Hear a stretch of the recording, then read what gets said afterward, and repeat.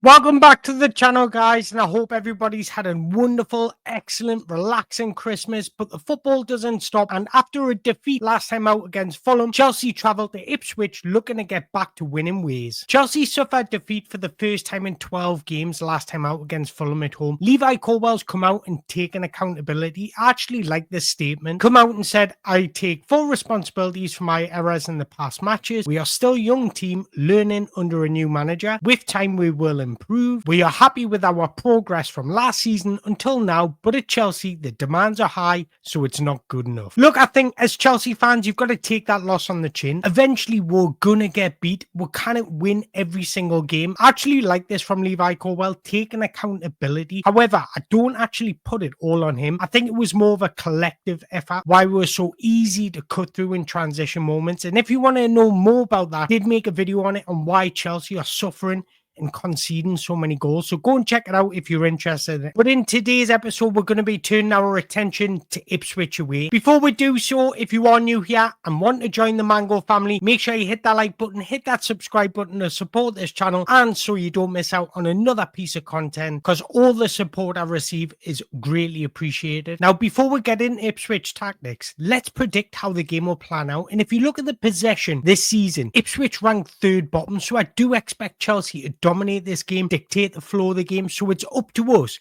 to really take the game to Ipswich. So with Ipswich not having much possession this season, you would expect them to have high defensive statistics. Well, not quite. As you can see, they ranked second bottom for tackles this season. So that goes to tell me that they look to keep the shape and be defensively organised. So what they're like statistically going forward, well, they ranked third bottom for shots on target, and they also have the lowest XG. So that goes to tell me if Chelsea are at their ultimate best, they can come out with 3 points. I don't think Ipswich are going to cause us enough trouble to win this game unless we allow them to through defensive mistakes, being clumsy in possession and not working hard off the ball. So here's what to expect from Ipswich. Well, defensively, they're set up in a 4-4-2 shape. Sometimes have a deep number 6 that goes in between the centre-backs to create a 5-3-2. This allows them to defend in a low and mid block. Ipswich have conceded 33 goals this season, and their glaring weakness is in defensive transitions. Unless they're already set up in their 4-4-2 structure, they find it incredibly hard to organise this very quickly. They haven't got the athleticism or the coordination skills, and this leaves massive gaps for the opposition to exploit. This could actually play into Chelsea's hands. So how is it the attack? Well, they're really direct and like to play through the channels, and they often rely on wing play to progress the play forwards. Considering the rank bottom for XG and shot creating actions, generally believe that Ipswich are only going to cause us a problem is if we allow them to. Ipswich's danger men are Liam Delap, who use his physicality, his pace, look to get into space in behind,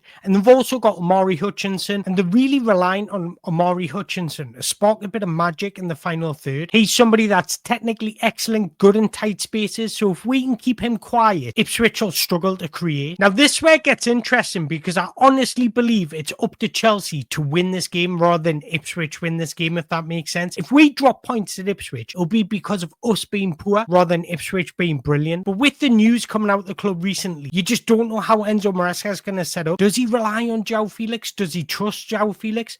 Does he trust Christopher Nkunku? Does he even trust Noni Madueke anymore? We just don't know. Noni Madueke was apparently late for a meeting and not working hard in training. The thing is, we can speculate and throw shade on people, but we don't know the truth. We're not privy to any conversations that happen within the club. So us fans have just kind of got to accept it. But one thing I will say is this is where we'll really see if Noni Madueke wants to play for Chelsea Football Club. Because put myself in Noni Madueke's shoes. If I was late for a meeting for whatever reason, and if I was getting told I wasn't working hard in training, I would make sure I was the first to training and the last out of training. I would make sure if we did a running drill, I was the first to finish or finished as high as I can, ensured that I was putting effort in.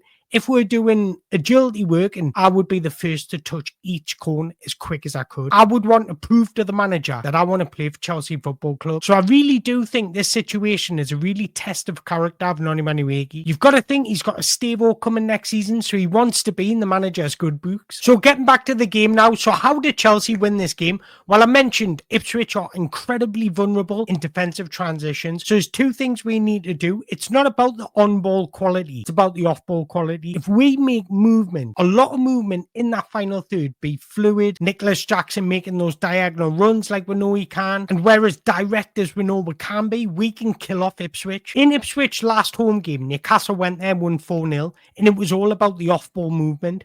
So as long as we're making things happen, looking to move off the ball, looking to be an option off the ball, we can break down Ipswich. And Newcastle had a lot of success when they were pushing Lewis Hall high and wide, bringing in Anthony Gordon alongside Issa. So I wouldn't be surprised if we're seeing something similar to what we're seeing against Leicester City, where João Felix started. Now, I know there's a little bit of uncertainty around João Felix, but I wouldn't be surprised if he started this game. And the tactics implemented against Leicester away would actually work really well against Ipswich. Instead of Marc Cucurella coming in and making that box shape in the middle, have João Felix coming inside alongside Cole Palmer to make that box shape, and have Marc Cucurella providing width on the left-hand side. I do think this would completely catch Ipswich off guard, but it would also allow us to have two incredible number 10s to break down this mid to low block, as well as having Enzo playing from deep alongside Moses Caicedo. So you're still reverting to a 3 at the back, but that box shape in the middle is made up from your left winger instead of your left back. For 80 or 85 minutes against Leicester away, we were incredible. It's just unfortunate a silly mistake cost us a goal. Now I want to speak about the importance of keeping a clean sheet,